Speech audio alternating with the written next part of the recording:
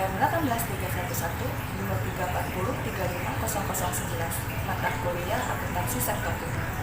Di sini saya akan menjelaskan tentang pengelolaan keuangan Badan Layanan Umum atau BLU. Baik, tanpa basa-basi, mari kita mulai. Di sini ada fenomena agensifikasi di dunia, bahwa pemerintah atau layanan pemerintah kepada masyarakat cenderung mengatakan birokrasi. Itu sebenarnya tidak hanya ada di Indonesia, karena banyak faktor yang membuat birokrasi menjadi penghalang dalam memberikan pelayanan kepada masyarakat. Agensifikasi ini merupakan suatu upaya untuk membuka kekauan suatu birokrasi tersebut.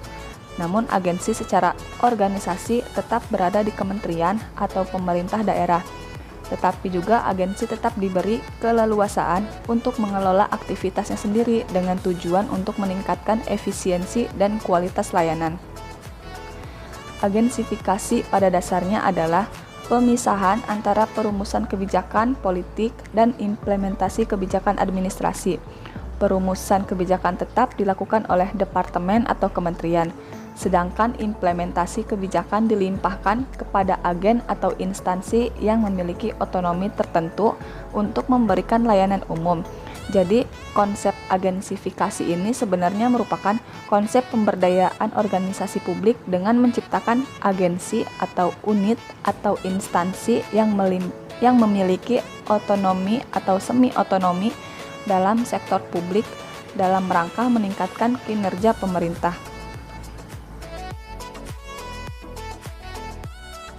Selanjutnya ada pembentukan agen dilakukan untuk memperbaiki pengendalian dan manajemen keuangan dengan tujuan mengisolasi pengambilan keputusan dari politik, identifikasi tanggung jawab yang jelas, skema akuntabilitas yang baik, peningkatan nilai ekonomi dan efisiensi, dan yang terakhir, memperkenalkan konsep New Public Management.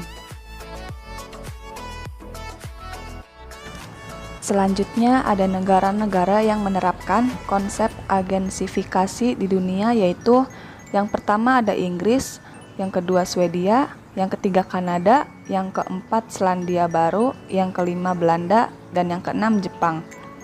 Berdasarkan data, jumlah agensi meningkat secara signifikan hampir semua negara di seluruh dunia. Jadi berdasarkan di perspektif yang sudah dilakukan, maka dipublikasi sehingga semakin banyak jumlah agensi-agensi yang diterapkan. Di sini ada pengertian dari keuangan negara.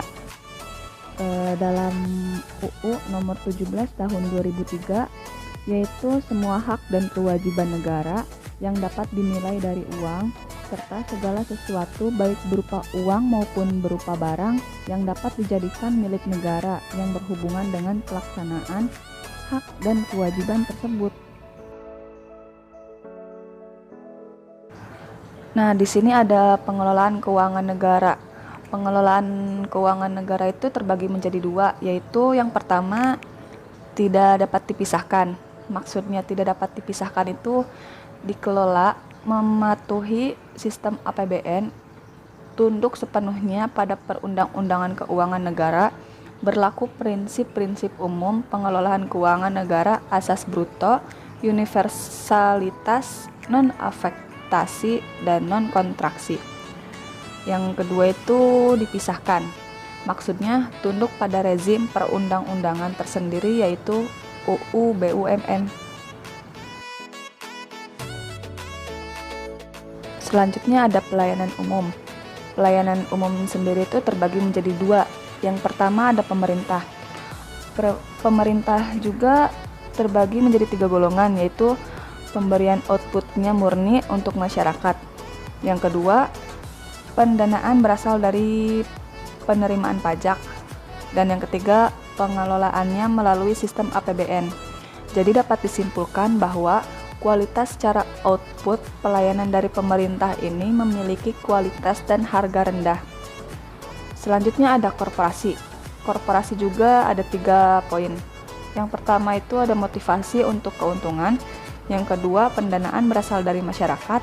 Yang ketiga, pengelolaannya tidak melalui sistem APBN. Di sini mereka memproduksi barang dengan kualitas dan harga pelayanan tinggi.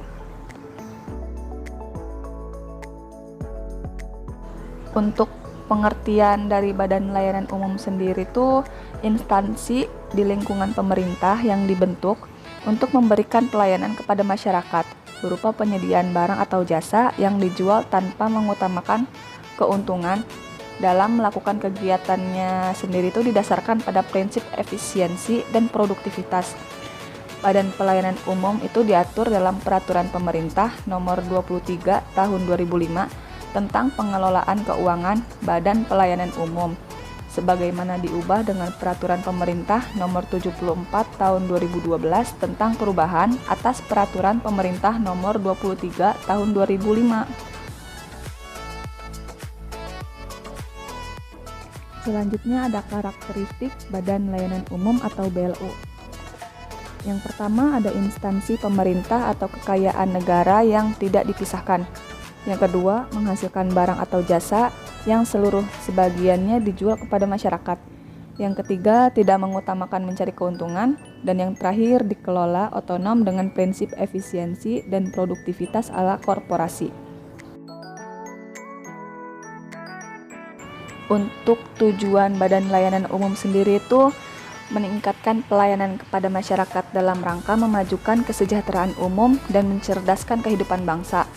Fleksibilitas dalam pengelolaan keuangan berdasarkan prinsip ekonomi dan produktivitas.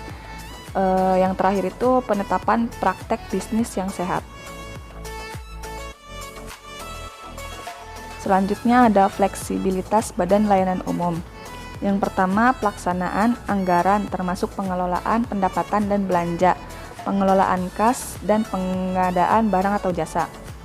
Yang kedua, bidang kepegawaian memperkerjakan tenaga profesional non-PNS. Dan yang terakhir, remunerasi pemberian imbalan jasa kepada pegawai sesuai dengan kontribusinya. Selanjutnya ada life cycle BLU atau pertama kalinya BLU dimunculkan. Yang pertama itu ada KL teknis, yaitu mengusulkan Satker menjadi BLU. Berdasarkan usulan tersebut, Kemenpan RB akan meneliti dan menelaah atas usulan yang dimaksud untuk organisasi atau pengelolaan struktur di dalam pemerintahan. Atas usulan dari KL teknis dan ternyata telah disetujui oleh Kemenpan RB, kemudian Kemenke akan memberikan penilaian dan penetapan atas usulan tersebut. Salah satu yang membedakan Satker BLU dengan Satker pada umumnya adalah dalam hal penyusunan rencana bisnis atau RBA. Kalau Satker biasa itu tidak perlu menyusun RBA, sedangkan BLU itu wajib untuk menyusun RBA. Selanjutnya ada penetapan KPI antara Kemenke dan BLU untuk menentukan target-target atas kinerja yang dilakukan oleh BLU yang bersangkutan. Berikutnya ada penetapan tarif. Terus selanjutnya ada remunerasi, yaitu pemberian kompensasi atas kinerja mereka yang mereka kerjakan dengan didasarkan pada aspek-aspek proporsionalitas, kepatuhan, kesetaraan, dan kinerja operasional. Selanjutnya ada pengelolaan keuangan BLU. Dan yang terakhir itu setiap tahunnya akan dilakukan monitoring dan evaluasi atas pelaksanaan BLU. Baik, tadi adalah penjelasan singkat mengenai pengelolaan keuangan Badan Layanan Umum atau BLU. Sekian dari saya, kurang lebih